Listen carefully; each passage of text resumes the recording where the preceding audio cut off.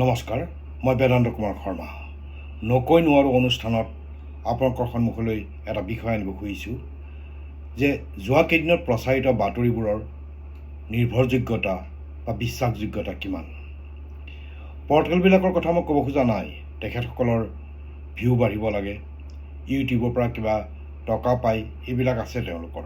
কিন্তু যিবিলাক প্ৰতিষ্ঠিত ছেটেলাইট চেনেল, সেই প্ৰতিষ্ঠানবোৰৰ পৰা যিবোৰ বাতৰি প্ৰচাৰ হয় সেইবোৰ বাতৰি নেগচি।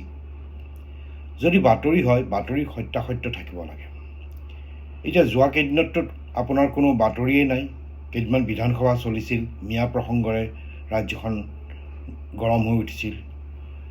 তাৰপিছত আপোনাৰ দুদিন লখিমপুৰত কেবিনেট হৈছিল, তাত কেইটামান সিদ্ধান্ত হৈছিল, বিপ্লৱ শৰ্মা কমিটিৰ প্ৰতিবেদন, সেয়াও তলেই পৰিছে বুলি ক'ব পাৰি, কাৰণ সেইটো এটা ডাঙৰ ঘটনা ঘটিছে। অসম চুক্তিৰ ৬ নম্বৰ দফা কাৰ্যকৰী কৰাৰ সিদ্ধান্ত লৈছে অসম চৰকাৰে, সেইটো বহুত ডাঙৰ ঘটনা। কিন্তু এই প্ৰবঞ্চকৰ ঘটনাই গোটেই ঘটনাবিলাক যেন তল পেলাই দিছে। আনকি শংকৰদেৱৰ তিথিৰ দিনাও মই ছ'চিয়েল মিডিয়াত দেখিলোঁ শংকৰদেৱৰ তিথিও তল পৰিল। এইবিলাক কিন্তু বৰ শুভ লক্ষণ নহয় ৰাজ্যখনৰ কাৰণে। অসমীয়া জাতিয়ে জাতি হিচাপে থিয় দিব লাগিলে আৰু বহু কৰিবলগীয়া আছে, বহু শিকিবলগীয়া আছে। এতিয়া কথা হ'ল কি, যোৱা কেইদিনত যিবিলাক বাতৰি প্ৰচাৰ হৈছে, হঠাৎ আপোনাৰ ২০০০ কোটি টকাৰ প্ৰবঞ্চকৰ জাল, তাৰ কেইদিনমান পিছত আহিল সেইটো মিনিমাম ৩০০ আৰু মেক্সিমাম ৭০০।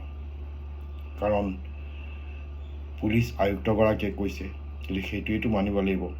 তথাপিও তেখেতসকলেও ক'ব পৰা নাই যে কিমান টকাৰ হৈছে, হ'লেও ৭০০ কোটি টকা মেক্সিমাম আৰু মিনিমাম ৩০০ কোটি টকা। হঠাৎ ২০০০ কোটিৰ পৰা আহি ৭০০ কোটি পালেহি। তাৰপিছত কি হ'ল, এদিন আহি কোনোবা গীতালি দেৱীয়ে ক'লে মই গাড়ী চলাবই নাজানো, মই তেওঁলোকক লৈ যোৱা ঘটনা কেতিয়াও সত্য হ'ব নোৱাৰে, তাৰমানে সেইটোও প্ৰচাৰ কৰিছিল, অমুকে লৈ গ'ল।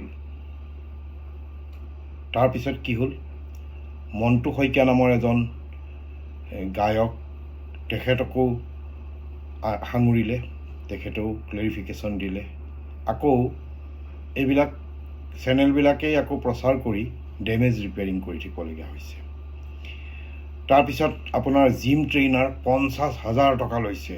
কালি জিম ট্ৰেইনাৰৰ দেখিলোঁ মই, তেওঁ ক'লে মই ১৫,০০০ লওঁ, ৫,০০০ টকা ডায়েটিঙৰ কাৰণে লওঁ, গতিকে ২০,০০০ দুবাৰ মানে ৪০,০০০ হয় আচলতে, কিন্তু তেওঁ ৩০,০০০ টকা লয়।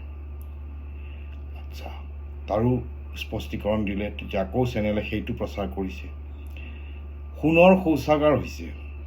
তাৰপিছত তাৰ আৰ্কিটেক্টগৰাকীয়ে ক'লে নহয়, গল্ডেন কালাৰৰ বনাব দিছে, মই নিজেই বনাইছোঁ, মই নিজে হেৰি কৰিছোঁ, তাৰপিছত কোনো তাত পইচাও পোৱা নাই, এইবিলাক কথা ক'লে আৰু। তাৰমানে সেয়া বাতৰি চেনেলবিলাকে প্ৰচাৰ কৰিলে। আৰু এটা ক'লে বুৰ্জ খালিফাত ৰুম বুক কৰিলে লাখ লাখ টকা দি। এই আদিত্য নাথ নেকি এজন পৰিচালক যে আছে, বোলছবি বনায়, তেওঁতো ক'লে বুৰ্জ খালিফা নহয়, বুৰ্জ খালিফাৰ সন্মুখত এখন হোটেলত আছিল। তেতিয়াহ'লে এই ঘটনাবিলাক বাতৰি যে যোগান ধৰে, সেই বাতৰি যোগান ধৰাবিলাকৰ উৎস কি? এইবিলাকতো হাঁহিয়াতৰ পাত্ৰ হৈছে। দুদিন আগতে DB ষ্টক তেখেতৰ বাতৰি প্ৰচাৰ কৰি মাক দেউতাক অৱস্থা নোহোৱা কৰি পেলালে। মাক দেউতাকে কান্দিছে, মানুহ গৈ পেলাই তেওঁলোকক মাৰপিটৰ দৰে অৱস্থা কৰিছে। জালুকবাৰী থানালৈ মাক খোজকাঢ়ি ৰাতি ১২টালৈ গৈছে। এইবিলাক বাতৰি প্ৰচাৰ কৰি একেবাৰে সাংঘাতিক কৰি দিলে।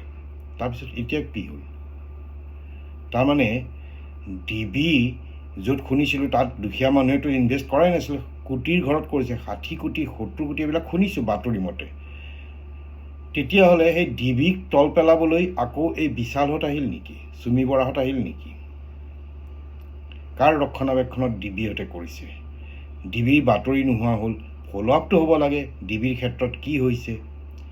আজি আকৌ ৰাতিপুৱা এটা বাতৰি প্ৰচাৰ হৈছে, এতিয়া তেওঁলোক দুয়ো আপোনাৰ তাৰ্কিক আৰু চুমি বৰা ডিব্ৰুগড়লৈ গৈছে। ক'ৰ পৰা গৈছে? কাৰাগাৰ, জিলা কাৰাগাৰ, আমাৰ যিখন কেন্দ্ৰীয় কাৰাগাৰ আছে তাৰ পিছফালে এটা ঘৰত আছিল। এইটো কথা একেবাৰে ধৰিব পৰা কথা যে অসম আৰক্ষীয়ে ড্ৰেডেড টেৰৰিষ্টক ধৰে, আজি যদি মুখ্যমন্ত্ৰীয়ে কয় 24 ঘণ্টাৰ ভিতৰত ধৰিব লাগে, তেতিয়া কিন্তু ধৰিব। তাৰমানে তেওঁলোকে সম্পূৰ্ণ ৰক্ষণাবেক্ষণ পাই আছিল। এইটো কথা আৰু ইয়াত লুকাই থকা নাই। আইডিয়েল এপাৰ্টমেণ্টত যে গৈছিল, তাৰ পৰা যে পলাল গাড়ীখন থৈ, কোনে খবৰ দিলে? খবৰটো আগতেই দিছে যে আপোনালোকৰ তালৈ পুলিচ গৈ আছে। পুলিচ যোৱাৰ আগতে তেওঁলোক পলাই গ'ল। এইবোৰ আৰু মানুহক বুৰ্বক বনোৱা কাম অসম আৰক্ষীয়ে কৰিবও নালাগে মোৰ মতে।